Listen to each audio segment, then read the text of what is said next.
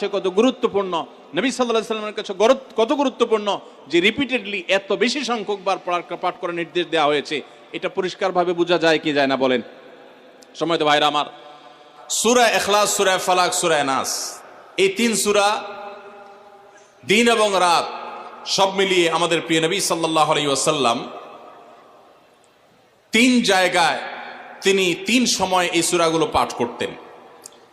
একটা হলো সকাল এবং সন্ধ্যায়, সকাল এবং সন্ধ্যায় নবী করিম সাল্লাল্লাহু আলাইহি সাল্লাম তিন কুল পড়তেন। এটাকে সংক্ষেপে বলা হয় তিন কুল।